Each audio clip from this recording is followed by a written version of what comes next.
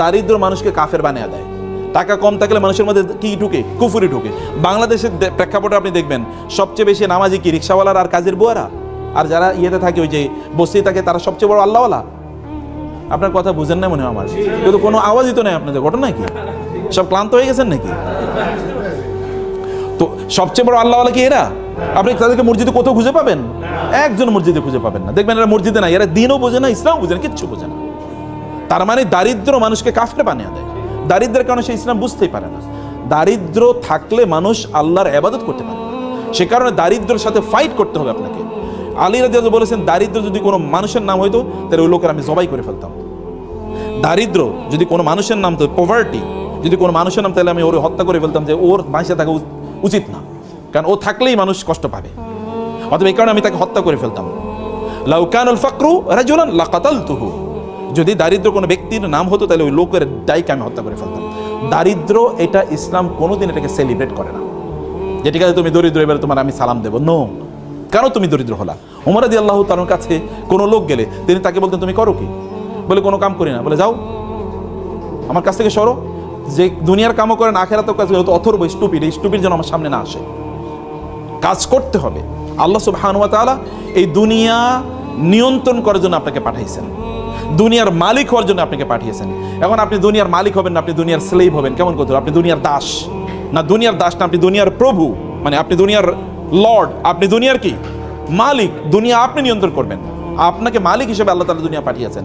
তাহলে দুনিয়ার মালিক হওয়ার জন্য করণীয় কি? দুনিয়ার মালিক হওয়ার জন্য করণীয় হচ্ছে আপনাকে টাকা সম্পদ ইনকাম করতে হবে। আমরা চলেন এবার ব্যাংক ডাকাতি করি নাকি? কারণ অনেকে তো ব্যাংক ডাকাতি করে তো টাকা পয়সার মালিক হয়েছে নাকি? করে নাই? আপনাকে সম্পদের মালিক হওয়ার জন্য আপনাকে করতে হবে হলো হালাল উপায়ে আপনাকে সম্পদের মালিক হওয়া লাগবে। আপনি যদি হালাল উপায়ে সম্পদের মালিক হন তাইলে এটা আপনার ঈমানটাকে বাড়াবে, আপনার দিনদারি বাড়াবে, দিনদারি কমাবে না। তাহলে সম্পদের মালিক আমি কেন হব? একটা প্রশ্ন। আপনি তো সম্পদের মালিক হওয়ার অনেক পথ আছে, আপনি করবেনই, কিন্তু সম্পদের মালিক কেন হবেন? আপনি সম্পদের মালিক হওয়ার আপনার এক নাম্বার কারণ হলো আপনি সম্পদের মালিক হলে আপনি দিনই কাজ ভালো করে করতে পারবেন, আপনি ইবাদত ভালো করে করতে পারবেন। আপনার জামা কাপড়গুলো সুন্দর, একটু মসজিদে গেলে ভালো লাগবে, গন্ধ গায়ে থেকে গন্ধ বাইর হবে না। সুন্দর একটু জামা পরে আপনি সেন্ট পারফিউম ব্যবহার করে আপনি যাবেন, তাহলে আপনার একটু মনটা ফুরফুরা লাগবে। আপনি নিজের আপনার পরিবারকে বাসায় গেলে আপনার ওয়াইফ বলবে না তুমি কি আজকে মাছ নিয়ে আসছো, নিয়ে আসো না, যাও দরজায়, আজকে দরজায় কলা হবে না। বাজার থেকে আজকে মাংস নিয়ে আসার কথা ছিল, পোলাপাইন কান্নাকাটি করতেছে, পোলাপাইনের পড়াইতে পারতেছে না, ওদের এটা নাই সেটা নাই, সারাদিন আপনার এগুলি শোনা লাগে। এই কারণে আপনি মনে করেন বাসায় যাবো না, বসে বসে সিনেমা দেখি বাইরে নাকি, অথবা বন্ধুদের সাথে আড্ডা দিই। এখন আপনি আড্ডা দেন, বাচ্চারাও আড্ডা দেয়, স্ত্রীও আড্ডা দেয়, আপনিও আড্ডা দেন, পুরো একটা জাহান্নাম হয়ে গেল। আপনার যদি সম্পদ থাকে, টাকা পয়সা থাকে, তাহলে আপনি ফুরফুরা মেজাজে বাসায় গেলেন, যা যা লাগে সব নিয়ে গেলেন, বাসার লোকেরও খুশি, আপনিও খুশি। এবার আপনার ইবাদত করেন, আপনার দিনদারি করেন, কোনো সমস্যা নেই। এটা এক নম্বর জিনিস। দুই নম্বর জিনিস হলো দিনদারি। যে সকল প্রতিষ্ঠানগুলোতে দিনদারি হয় ওই সকল প্রতিষ্ঠান নির্মাণ করবে কারা? কাফেররা না মুশরিকরা? হ্যাঁ, যেই প্রতিষ্ঠানে দিনদারি লাগবে, যেমন ধরুন মসজিদ নির্মাণ করবে কে? তো মুসলমানের টাকা না থাকলে মসজিদ নির্মাণ করবে কি দিয়ে? আচ্ছা, মাদ্রাসা নির্মাণ করবে কি দিয়ে করবে? কে করবে? তো মুসলমানের টাকা না থাকলে কোত্থেকে করবে? আপনি আল্লাহ সুবহানাহু ওয়া তাআলা আমাদেরকে বলেছেন নামাজ আদায় করার জন্য, কিন্তু তার সাথে আরেকটা জিনিস করতে বলছেন, সেটা কি বলেন তো? নামাজ আদায়, নামাজ পড়ো যাকাত নাও, নামাজ পড়ো যাকাত নাও, নামাজ পড়ো। আমি তো কিছু জাকাত নাও, আপনারা বুঝতেই পারেন নাই। নামাজ পড়ো জাকাত নাও আল্লাহ বলেছেন নাকি? না বলছেন কি নামাজ পড়ো? আপনি কি ভিক্ষা করে জাকাত দেবেন নাকি? তাহলে আপনাকে টাকা উপার্জন করে নামাজ যেরকম ফরজ, জাকাত দেও কি? কারণ আপনি বলবেন আমি নামাজ পড়ি সুবহানাল্লাহ, আলহামদুলিল্লাহ, আমি অনেক ভালো আছি, তো জাকাত কে দেবে? নামাজও তো পড়তে হবে, জাকাতও তো দিতে হবে। তো জাকাত দিতে হলে কি হতে হবে? সম্পদের মালিক হওয়া লাগবে, নাহলে আপনি জাকাত দেবেন কোত্থেকে? জাকাত কি ইবাদত না? জাকাত কি ফরজ ইবাদত না? জাকাত দিলে কি আপনার সওয়াব বাড়ে না? জাকাত দিলে কি আল্লাহর কাছে সম্মান বাড়ে না? তো আপনি কেবল জান্নাতে চলে যাবেন নামাজ পড়ে, জাকাত না দিয়ে আপনি জান্নাতুল ফেরদৌসের মালিক হয়ে যাবেন? নো, জাকাত দেওয়ার মালিক হওয়া লাগবে। তো জাকাত দেওয়ার মালিক হতে হলে কি লাগবে? টাকা ইনকাম করতে হবে, সম্পদ ইনকাম করতে হবে। সম্পদ ইনকাম না করলে আপনি কেমনে করবেন? এখন আমরা সম্পদ ইনকাম করতে পারছি না, আমরা এখন হয়ে গেছি কি জানেন? আমরা কেবল এখন হচ্ছে কনজিউমার হচ্ছে আমরা ভোক্তা। যেমন দেখবেন আপনি, ওরা ইহুদিরা জিনিস বানাবে আপনি কিনবেন, খ্রিস্টানরা জিনিস বানাবে আপনি কিনবেন, আর আপনি খাইবেন, বলবেন আলহামদুলিল্লাহ, তৃপ্তি বল আলহামদুলিল্লাহ, সুবহানাল্লাহ, আল্লাহ খ্রিস্টানদেরকে আমাদের সেবক বানাইছে। বুঝছেন এরকম কি না? আপনি বলছেন খ্রিস্টানরা সেবক বানাইছে, আল্লাহ তাআলা খ্রিস্টানদেরকে ইহুদিদেরকে আপনাদের সেবক বানাইছে, ওরা জিনিস বানায় আর আপনি খান বৈশা বৈশা, আর আপনি বুঝেনই না যে আপনি সব ওদেরকে দিয়ে দেন, আপনি ওদের দাসে পরিণত হয়ে গেছেন, আপনি ওদের কৃতদাসে পরিণত হয়ে গেছেন। আপনি বলেন যে আপনি অনেক ভালো আছেন, কিন্তু আপনাকে যদি বলা হয় আপনি কি আমেরিকা যাবেন, বলে ভাই প্রয়োজনে সেজদা দিব তারপরে আমেরিকা যাবো। এই পৃথিবীর মানুষের সবচেয়ে স্বপ্নের জায়গা কোনটা? ইউরোপ, আমেরিকা না? দেখেন না বাংলাদেশের লোকেরা, তারা হারাম কি হালাল কি কোনো কিছু বাঁচে না, তারা ইউরোপে যাবে, ওইখানে গিয়ে ইসলাম পালন করতে পারবে কি পারবে না, কোনোটাই না। আচ্ছা, এই পৃথিবীতে সবচেয়ে বড় রিফিউজি থাকে কোন সকল দেশে? ইউরোপ আমেরিকাতে সবচেয়ে বড় রিফিউজি, সবচেয়ে বেশি অ্যাসাইলাম মানুষ যায় কোথায় থাকার জন্য? ওইখানে। ওয়াও, এটাই তো দেখি জান্নাত। তো এই জান্নাত বানানোর কথা ছিল আপনাদের, ওরা পণ্য বানায় আর আপনাদের কাছে বেসে আর আপনাদের জাহাজ ভরে আপনাদের টাকাগুলো নিয়ে যায়, আর আমরা মনে করি যে আমরা কি ভালো একজন কনজিউমার। পণ্য তো আপনাদের বানাতে হবে, বানায় আপনাদের বেচতে হবে। আপনাদের পূর্বপুরুষের দিকে তাকান, আপনারা সিনবাদের কথা শুনেছেন না? আচ্ছা, সিনবাদরা করছে কি? সেই আরবের লোকেরা যদি মনে করতো যে আমরা আরব দেশে থাইকাই আমরা কি কেবল দিন প্রচার করবো, তাহলে কি আমরা মুসলমান হইতাম? আচ্ছা, আরব দেশের লোকেরা এখানে আসছে কিভাবে? ওরা তো পণ্য বিক্রি করার জন্য এসছে, বিজনেসম্যানরা এখানে এসছে। কোন দিক দিয়ে এসছে? তারা এসে হলো ওই যে আরব সাগর থেকে ইন্ডিয়ান ওশিয়ান মানে ভারত মহাসাগর হয়ে বে অফ বেঙ্গল এই বঙ্গোপসাগরে আসছে। এরপরে ওই যে চিটগং শব্দটাই তো সাতিগাং। গাং মানে কি? গাং মানে নদী, আর সাতিউন মানে আরবি শব্দ। এটা চিটগং শব্দটা আরবি, সাতিগং হচ্ছে নদীর কুল, নদীর উপকূল, মানে ওইখান দিয়ে এসে তারা এখানে থাকতো। এইখান থেকে তারপরে তারা মালয়েশিয়া যেত, এখান থেকে তারা ইন্দোনেশিয়াতে যেত।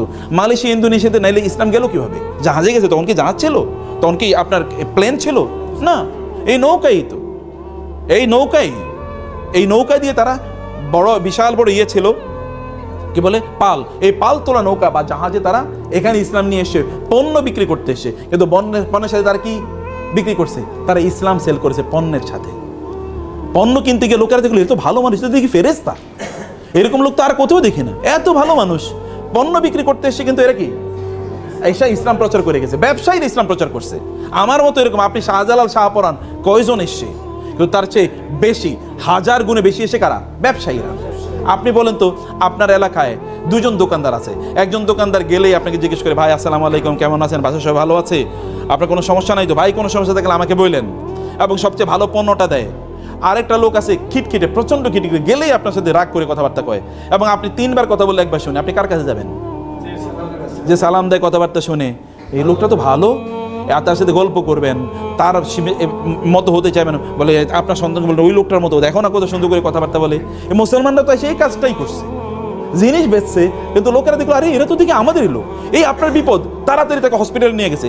আপনার ওয়াইফের সমস্যা, তাড়াতাড়ি তোর ওয়াইফের পাঠিয়ে যায়, দেখা তো তার বাচ্চা হবে, একটু তুমি তাকে হেল্প করো তো।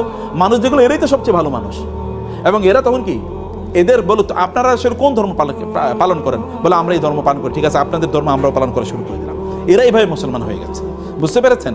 অথবা আমাদেরকে মৌলিকভাবে ব্যবসায়ীদের কাজ হচ্ছে, ব্যবসায়ীরা তারা সম্পদ উপার্জন করবে, একদিকে তারা নিজেরা ভালো থাকার জন্য, এবং 2 নম্বর তারা কি করবে?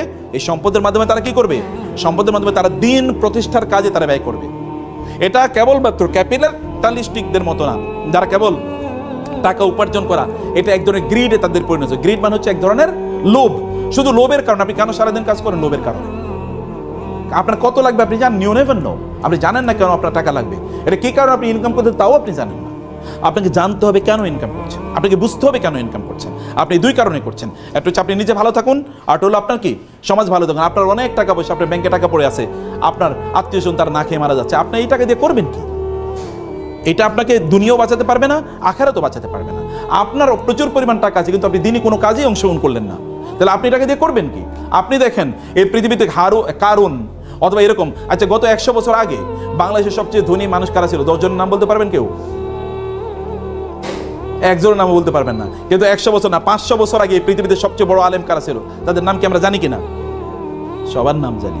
ইমাম আবু হানিফা নাম জানি, ইমাম শাফির নাম জানি, ইমাম মালিকের নাম জানি, ইমাম আহমদ হাম্বল, ইমাম বুখারী, এদের প্রত্যেকের নাম জানি। এরা কিন্তু আবার ব্যবসায়ী ছিল। অথচ দেখেন তারা যে কথা, ইমাম আবু হানিফা তো ওই যুগের সবচেয়ে বড় ব্যবসায়ী। আপনি কিন্তু তার ব্যবসার কথা জানেন না, কিন্তু জানেন কি?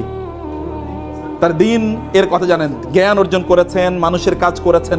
আপনি এরকম কেন হবেন না? আপনি এরকম হতে হবে। আপনি অলস থাকবেন না, আপনার প্রত্যেকটা সেকেন্ড ম্যাটার করে, প্রত্যেকটা মুহূর্ত আপনি দৌড়ান। লাফি আমালি দুনিয়া ওয়ালাফি আমালির আখিরা, এটা হবেন না। হয় দুনিয়ার কাজ করেন অথবা আখিরাতের কাজ করেন, দুটো করবেন। দুনিয়ার কাজও করবেন, আখিরাতের কাজও করবেন না, অথবা কেবল দুনিয়া করবেন আখিরাত করবেন না, অথবা কেবল আখিরাত করবেন আর দুনিয়া করবেন না। এটা না, ইসলাম বৈরাগীর ধর্ম না।